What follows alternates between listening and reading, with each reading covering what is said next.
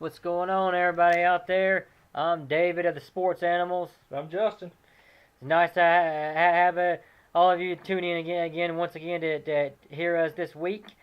Sorry we missed out on all of you last week, but we are once again back, and we're going to start off to talk about some NFL football. Uh, it's right around the corner, and I know I'm for one cannot wait till football starts back. I mean, I've been waiting for about 2 months now for it to start. So, a couple things going on around the league right now. So, of course, preseason is going on. Uh, we have RG3 and Mike Shanahan kind of once again going at it with each other about him being able to play in the preseason. The Washington's already come out and said that he is not playing any preseason games, and apparently RG3 thinks he's ready to play in the preseason. And I, for one, think that thing is ridiculous that he's not playing in at least one or two games in the preseason to getting ready for the NFL season. I completely understand in this case. I understand the Redskins' concern because he got hurt at the end of last year, and it is the preseason and the games don't count. But at the same time, he's got to be ready for the regular season. Now, I agree 4 weeks is too long, and a lot of NFL fans probably agree with that. But I can see him playing. I think he needs to at least play the last two games. He needs to play at least a couple series. He needs to get the rust off. Otherwise, he's going to be rusty in week one. Yeah, I think that he needs to play the last two games also. I'd say the third game he needs to play about. I think he needs to play about at least two quarters, and then the fourth game, I think that he needs to play most of the game. That makes sense. I could see him. I could see maybe start out at a couple series and then go from there. But he may be doing that already in practice. I'm not sure exactly what he's been doing in practice. From my understanding, he's been doing full contact, but practice isn't exactly the game though. Right, and from everything I hear too, he is already doing just about full sprints, which it is amazing itself because it's only been 7 months since he has had this surgery, and so it looks like pull Adrian Peterson off and come back and be just as good as he was and not miss a beat. I admire him. I know this. He's tough. Unlike some other sport players we know, maybe not in the NFL. Derrick Rose comes to mind. Yeah, well, and he's actually also smart for a guy. They did a story on him, and he said he bought one house and it's worth like about $500,000. So he's not buying two or three houses. He's not gonna buy, and he's not buying like 4 or 5 pieces of jewelry and about 5 cars. The guy actually does have a brain. Yeah, that's one thing I noticed. A lot of the NFL players wind up broke, but the way RG3's going, of course, there's a long way to go, but it appears that he's going to be he's smart and he's putting back for the future, which is what everybody really needs to do. Not just NFL football players or sports stars. Right. That should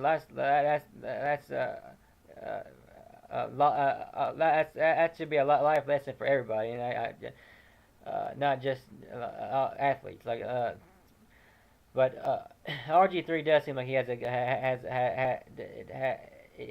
a smart guy, and I think that I don't think he's ever going to have to worry about having any kind of money problems. Because now, remember, not only is he making his money in football, but he also is making his money off endorsements. So he's a smart businessman. On top of that, uh, so also we have some. It's be my strength as far as the teams go because my Patriots looked good in our first preseason game against Philadelphia, and Brady only played a few series, and they took him out of the game. Brought Ryan Mallett in the game, and he took a big hit, and I heard he might have got a concussion out of that. So he left the game. Then Tebow comes in the game about the second quarter, I think it was, and he didn't look great passing the ball.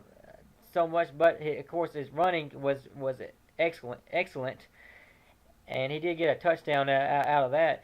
So the big question is really is he going to make the 53-man roster? I don't think he's going to make it as a quarterback, because that would mean they would carry three quarterbacks: Brady, of course, Mallett, and then Tebow.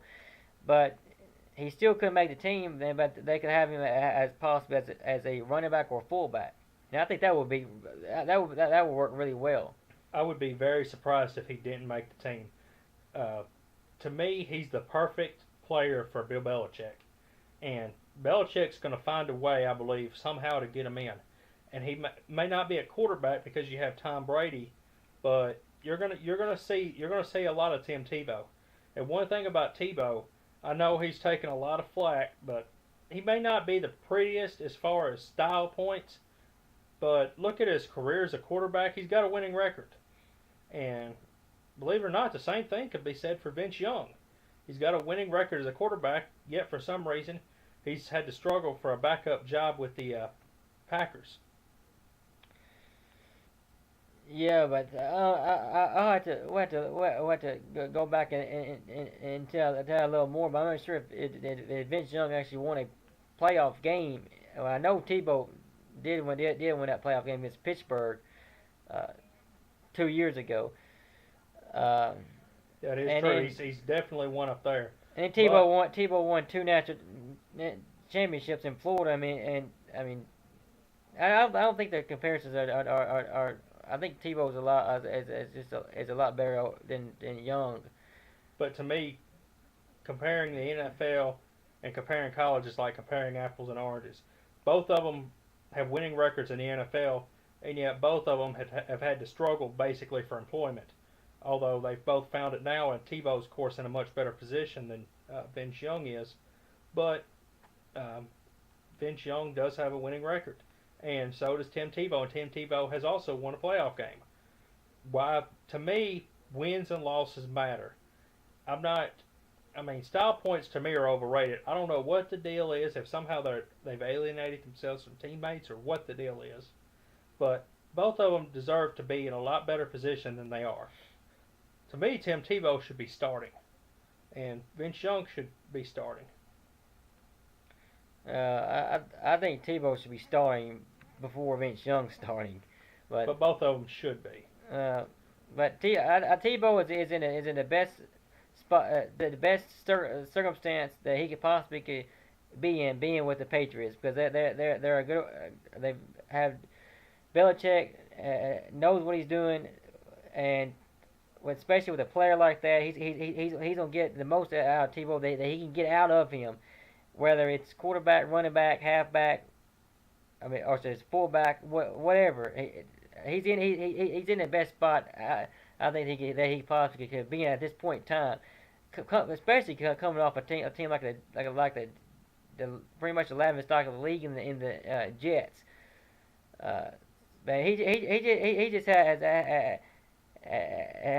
Timing has kind of been off for him, and he's pretty much got screwed because Denver did pretty much screw him when pretty much the whole time that he was there. Elway never wanted him to be the quarterback down there, and he had to fight to start the whole time. Remember Kyle Orton originally was a starter, and then he had to beat him out of the that starting job, and even when he did that, it still wasn't good enough for John Elway. So, and then of course they get Peyton Manning, and then Tim Tebow's out the door. So pretty much Denver didn't show him a whole lot of appreciation for what he did with that team. Neither the Jets nor the Broncos did. To me, it's going to be an interesting year for the Jets. It is for Rex Ryan. To me, this year it is put up or shut up. I thought he should have been fired last year. Why he wasn't was beyond me. And Mark Sanchez is, to me, the 32nd ranked quarterback in the NFL. And that's being generous. To me, there may be some backup quarterbacks that are better. I've heard he's been booed at the training camp. The Jets are a joke. This is pitiful. Yeah, I can't. I can't wait till we play the Jets both times for in the season because it's gonna be easy blowouts for us once again, like it always is. Hey, I'm starting to think the Jets might go 0-16. Yeah. It has happened, but I mean, that probably that would be hard. I think even for the Jets to do to go 0-16, but they're not going to do very well. We know that. Uh, but I think Rex Ryan's going to have a job as long as that owner wants him to have it because that owner seems to love him. It seems like they're joined at the hip. Well, they fired the GM, so I think the coach is going to be the next one out the door. It's this year. Either he's going to be out the door, or Mark Sanchez is going to be out the door. Both of them are going to be out the door. It's put up or shut up. Well, Geno Smith's already competing with Mark Sanchez for the starting position, so Geno Smith could start the regular season and beat Mark Sanchez out of the job. I would be shocked if that happened because Sanchez loves, or excuse me, Rex Ryan loves Mark Sanchez. Yeah, but His wife's even got a tattoo of him. even the receivers though are talking about how much better that Geno Smith is than Sanchez right now. So I mean that the players who do have some say so, especially in this situation, and that it might carry over if it continues all the way toward the end of preseason. Uh, but I think one thing to look out for as far as New England goes is that we have there was one tie in Zach Sudfield they drafted out in Nevada. He was I think it was like a fourth or fifth round pick or somewhere around that. So he wasn't very high, but this kid's really been doing good in the practice and he started in that first preseason game, and now a lot of people are saying he's probably going to be the starter week one if more than likely because Gronkowski probably is still going to be out with his back surgery. So this kid's somebody to look out for. He could be a star on our hands and a big steal out of this last draft. Him and then Aaron Dobson, our receiver we could drafted is looking really good, and then Josh Boyce, the other receiver that they also drafted. So Brady's gonna have a lot of new targets this year, and so something he hadn't had in a while, and that's two rookie receivers, and so it's gonna be interesting to see how this all gels. If these guys can actually learn this system and be great receivers for him, I think they do have a chance of that. So Amendola is also the new addition coming along from St. Louis too. um, so what do you think? What do you think about that the New England offense? You think the offense is going to be just as good, or what do you think? It's hard to say. I think they will be. A lot of people think they don't, but the thing is, with Bill Belichick, I wouldn't bet against him. He's the master at plugging holes. He's the master at finding ways to win when you would least expect it. Brady is the same way as far as Bill. I guess the best way to put it is Brady basically is a Bill Belichick, I guess, disciple, if you will. In other words, they're pretty much. In other words, if something happened to Belichick, I think Tom Brady could coach that team, and I don't think you'd see any change at all. It'd be run the same exact way. Yeah, I think so. But pretty much so. If you can catch a football, then Brady's will get it to you. So I mean, these guys can like I said, can get a routine going with him, and he's going to have to get that trust factor with him, kind of like he had with Wes Walker. They get together so long that they pretty much knew what the other wanted to do, and when they were going to do it, and what play that they had for each other, they knew. And so these guys are going to have to develop that same trust, and I think they ultimately can over time. I don't know if you saw about Wes Walker though coming out and making his comments about saying how his last year Bill Belichick kind of mistreated him really bad, and called him out all the time during practice. I think it's really, really kind of funny in a way because this guy never said anything at all about that the 5 years he's with New England, but now since he left New England, he's all of a sudden started talking big time now and saying all that stuff. It's all about Bill Belichick. So why didn't you say that the whole time you were a Patriot? I guess he was afraid of getting cut, knowing how Belichick is. Either that, or he just figures he's trying to amp himself up because he's not in New England anymore. I don't know, but I did find it kind of interesting. Yeah. To me, it was kind of the same thing. The same comparison that was with Greg Jennings saying the same thing about Aaron Rodgers when he said Aaron Rodgers had too big an ego when the whole time that Jennings was down in Green Bay. And then it was kind of funny. I thought because finally Leslie Frazier, the Minnesota head coach, stepped in and basically told Greg Jennings to shut his mouth. One thing about the Patriots is the way they handle their business. They handle it on the field. You don't hear them out there running their mouths. Some others ran their mouth last year, and the Patriots put it to them. It's going to be interesting. I hadn't looked at the schedule to see if the Broncos play the Patriots this year. Yeah, they do.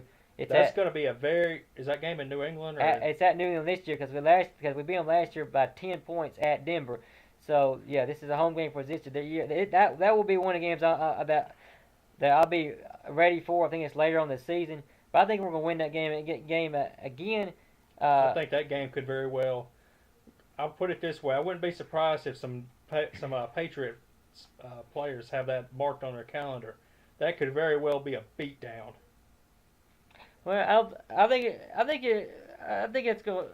It's hard to say. I think it could be a close game, but I think the determining factor for us winning the game is going to come down to our defense getting an interception off Peyton because our secondary is coming back the same again as last year. And it's going to be one of the best in football with Talib and Denard and McCourty at safety. So I think one of those guys are going to make an impact in that game and ultimately determine how the game turns out for a win. Well, I don't think it's going to be a close game. I think the Patriots are going to be up for that game. They're going to be ready for that game. And they're going to put Wes Welker in his place that day. I wouldn't be surprised if they double team or triple team him. Maybe he gets hurt. It's hard to say, but they're going to be ready for him. And they're going to be looking to get even. And I wouldn't put it past them. Oh, I think we'll definitely shut Wes Welker down. But since we're still talking about him, this is a guy. Here's the thing about New England is it seems like they always know the right time when to get rid of most players. And you look at a guy like Wes Welker. Okay, he's 32 years old now. He has had some injuries. He tore his knee that one year. So this is a guy who really is kind of getting to that age where you think he's probably going to start going downhill because usually between 32 33 years old, that's when they start kind of making that trend of going down. So I think that this guy, I don't think he's gonna have 100 something receptions like he did last year for us. I don't see it happening. I think it's gonna be a lot less than that, and you could be seeing that downtrend. I agree. Now it may not be this year, but it could very well be next year. Maybe they're off a year, but it's definitely they're pretty good at this. So it wouldn't shock me if it was this year, but they could be off a year but it's definitely going to happen. He's at that point. Yeah. Well, it's gonna be an interesting football year in general. I'm ready for it. I think I fully expected New England to make another run again and be there in the end. And I hope that we can get back to that Super Bowl this year. And if we do get there, win it. But that's enough of NFL for now. But we also have some, of course, big college football is coming up too. I think it's August 29th. I believe it's going to be the first game of the season. So kind of looking forward to college ball also. I know we've got a lot of college football fans out there. Um, this Johnny Manziel thing, it seems like... Hang on, I got to bring out the official Johnny Manziel bumper music. Can't play it through that. Can you talk about it?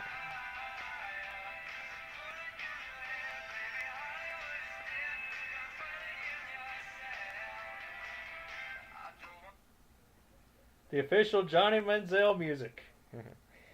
Well, and now it's just come out that two more brokers have said that he did sign more autographs for money.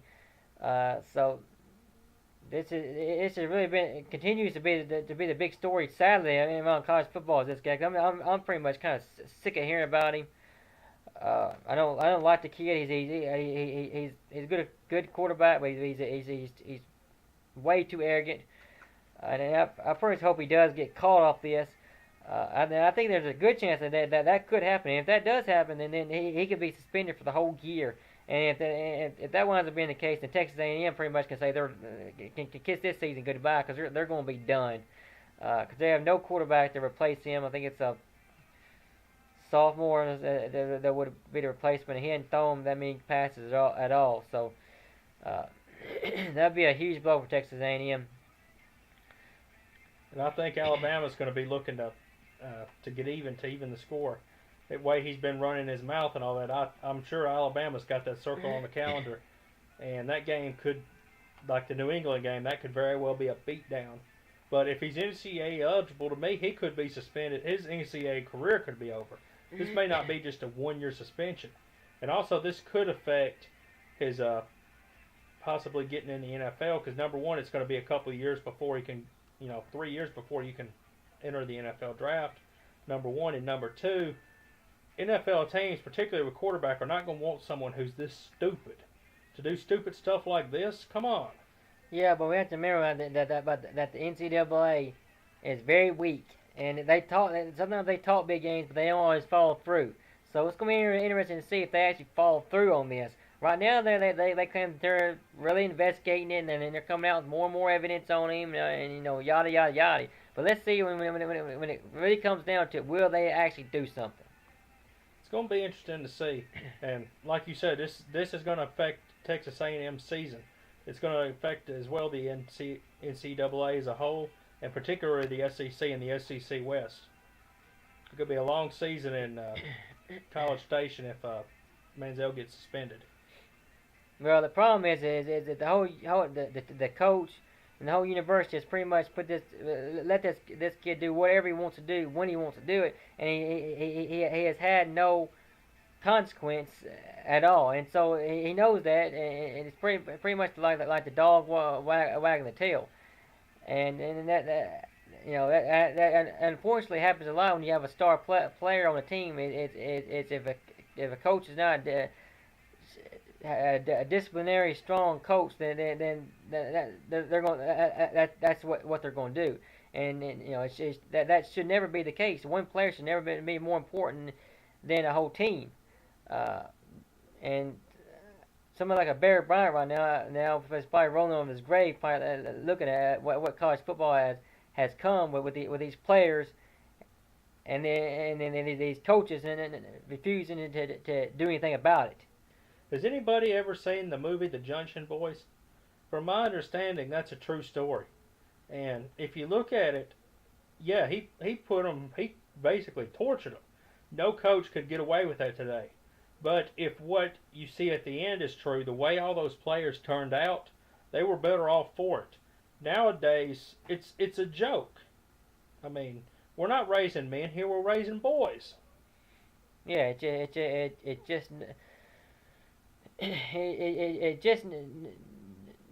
not the same, like you said, as it once was. And someone like a Barry Bryant, he couldn't coach today because his practices were so brutal that sometimes players would almost died on the field, literally. And some of them had heat strokes.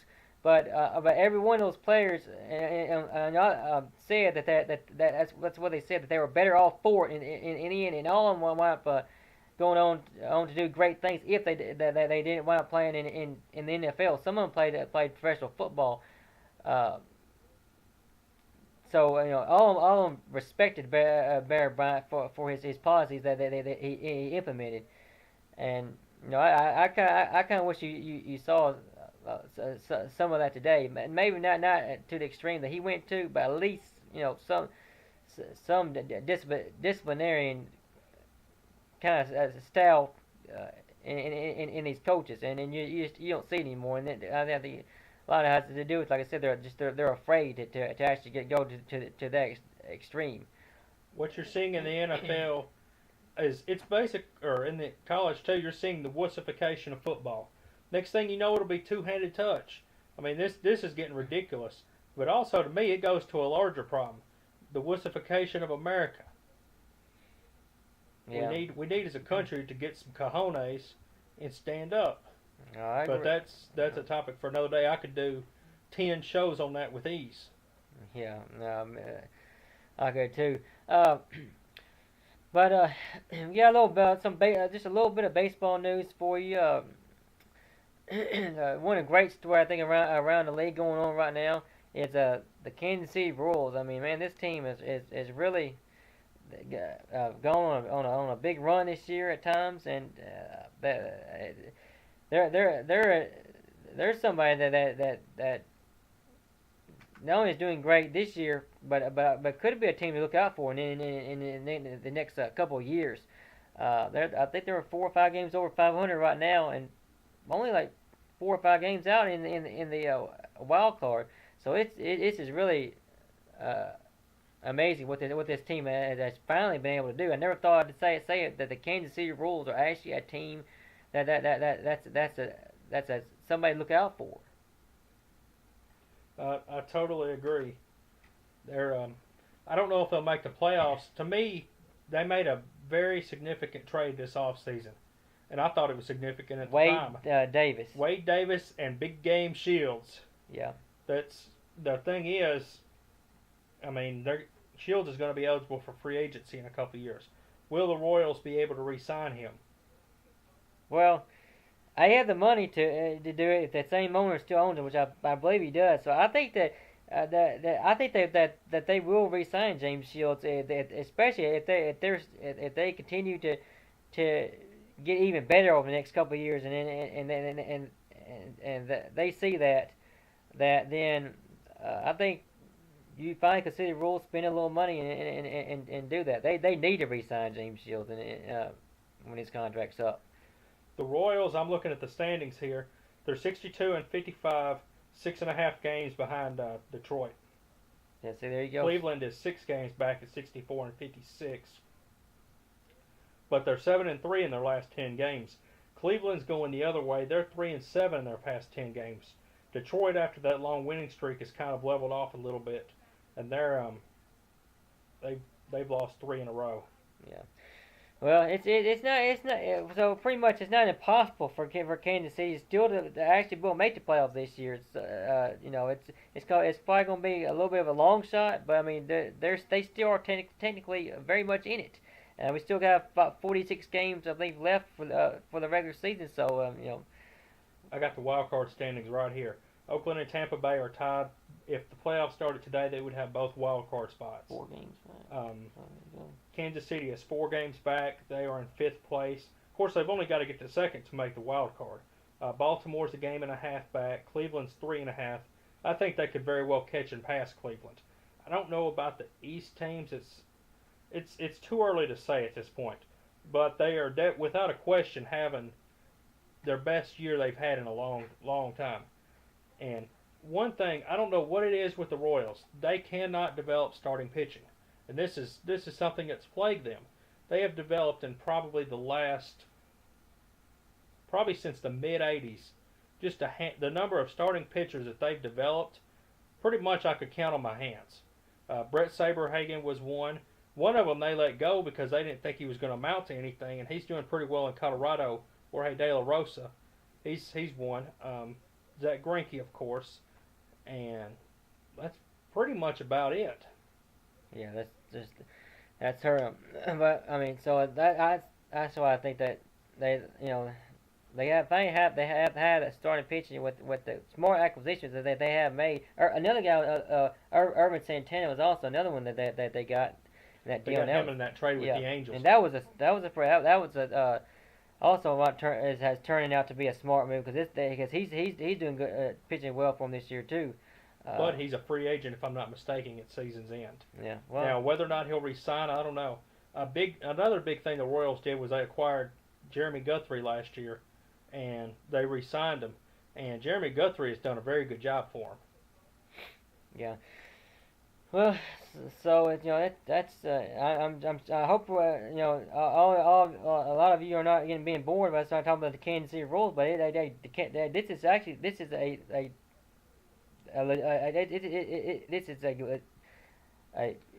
legitimate baseball story to be talked about because these guys are really doing something this year. Harity's back in baseball. Look at them. Look at the Pirates. Look at how the Yankees have struggled. Yeah, It's as I predicted preseason. It's starting to turn into a long year in the Bronx. yeah. I can't believe A-Rod was half cheered and half booed at his return. I know in Chicago he was totally booed. He should have been booed in New York. That's just they're happy that they finally got somebody hit a home run at third base. So what can you say? The Yankees are now 4 games above 500. They're 9.5 back of the Boston Red Sox. They got a 5.7% chance to make the playoffs. They're not gonna make it. But now to me a really sad note in baseball news is that I'm sure a lot of you heard about it. The kid last night for the in Atlanta, um, he was known to be a lifelong Brave fan. Well, he fell from the railing about 65 feet to his death, and he was my age, 30 years old, and really sad to hear something like that. You always hate to hear uh, a sad story like that. So my condolences goes out to his entire family. That's just it's unfortunate. It's a tragedy. It happened in the middle of a rain delay. So I know they're directing inquiries to the police department and everything, and they're going to investigate. But it looks like it was just a tragic accident. Yeah, yeah. That's what they're saying now. Like I said, that the investigators are still doing their investigation, and so probably maybe we might have a little more on that next week sometime. But you're talking about King Griffey Jr. was inducted to the Hall of Fame, which I think that's a great Into thing. the Mariners Hall The of Fame. Mariners Hall of Fame. Now Right. he will be inducted, I believe, into Cooperstown. I believe he's going to be a first ballot Hall of Famer. The first year that he's eligible, I want to say it's either next year or the year after. Um, he's never been accused of steroids. He's always been a model player wherever he's gone. I know he would have broke to me. He would have broke Hank Aaron's record, but injuries in Cincinnati kind of derailed him. Yeah. But I enjoyed watching him. I used to enjoy watching. Even though I'm a Braves fan, enjoyed watching the Mariners teams of the '90s with him, Randy Johnson, and Buhner and Dan Wilson and all them. So I was happy to see it. The speech they said was about twice as long as was originally planned, but Griffey was humbled and thankful, and just a model player. I'm glad to see that. Yeah. I'm glad about that too because King Griffey was one of my favorite players when he played. He played the game the right way, and I personally never don't think that he ever took any kind of steroids either. I think he just relied on his natural talent that God gave him, and God did grant him a whole lot of talent because this guy is one of the all-time great players to ever play the game, and I'm going to be very happy to see it when he is a first ballot Hall of Famer, as he it's going to be very much deserved for him, and I believe that I can't wait till he gives a speech because that the Hall of Fame speech is probably going to be just as good, if not better, than the speech he gave with getting inducted with Seattle. I want to say he's going to go in the same year. I can't remember if it's the year that Greg Maddux and Tom Glavine go, because I believe they're expected to go in the same class, and Bobby Cox might be going in that class also, or if it's going to be the one with John Smoltz and Randy Johnson. But there's going to be a couple of very good Hall of Fame classes coming. Yeah. Um, well, what is it? Well, one more last thing with the Dan Ogla. He went on the DL today, of all things, to have LASIK surgery. Now I can understand, eyes aren't that good. He's getting older. I know a lot of people have had LASIK surgery, but I'm a little surprised he's doing this in the middle of the season. I don't know if it's just got unbearable for him. I mean, he's leading the league in strikeouts right now. He's hitting below 200, so that he may have had a talk with the team, and they may have thought it was best. And perhaps the fact that the Braves are 15 games up has something to do with this. And plus, it gives them a chance to play Pastornicky at second and maybe showcase him for an August waiver deal. So there's probably more to it. And he's getting paid, what, about $12 million a year, 12 million? I can't remember exactly. He might be getting paid more than that, but he's been a complete bust as far as I'm concerned. He has been. He definitely has been. B.J. Upton's sadly starting to turn into a bust. Yeah. You're starting to see Jordan Schaefer more and more in left field, and Hayward has been hitting lead off, and that's pretty much what started this winning streak. Braves have lost 2 games, I believe it's out of the past 17 or 16, because they won tonight, they won Sunday, and lost Monday and Saturday, but before that they won 14 in a row. Longest winning streak since 2002 when the Oakland A's won 20 games in a row. I believe this could be the year the Braves win the World Series. Well, I disagree with that until they actually win a playoff game or series, I should say. First, do that, and then we'll start talking after that. The bullpen's very strong. We're on pace to have our best bullpen ERA as a team since 1921, and that's without Johnny Venters. That's without Eric O'Flaherty, who got hurt basically in the middle of May. David Carpenter, to me, other than Craig Campbell, has probably been one of the most important pieces of the bullpen. He and Jordan Walden. Tonight, David Carpenter pitched the 8th inning with a lead and held it. All right, Mr. Brave Guy. We understand you like him, but you ain't got to go on and rant for like 15 minutes on him. I'll let you have a Cub rant next time. Well, I want to end it actually on one player for us. I just want to say, everybody look out for Junior Lake. This guy, I think it's going to be the real deal. He's got about 29, 30 hits since he came up in July. And right now we're just trying to find a position for him out in the outfield. He's playing right field and center tonight. So they play back in center. Now his average has gone down about 310, 311, I think like right now, but which it was expected because the guy wouldn't keep hitting 400 or 500 something. But I think this guy is a very important piece for us in the future, and I think I look at him to be starting in outfield for us next year, and he's also only 23 years old. So I think they're going to try to build around him.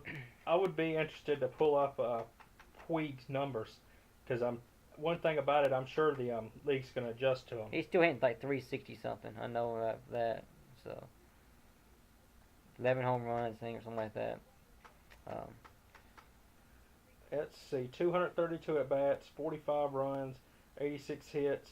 Puig's hitting 371 with a 435 on base percentage, an OPS of 1.026. Yeah. So he's still hitting right now. Anyway, I had a good time again once again tonight, and we'll be planning on getting back on our regular schedule and come back again with all of you next week. Until then, I'm David, though. Yeah, I'm Justin. This has been the Sports Animals. So please check us out, everybody. Give us your comments. We love to have as many as possible. Till next week. Take care. Bye bye.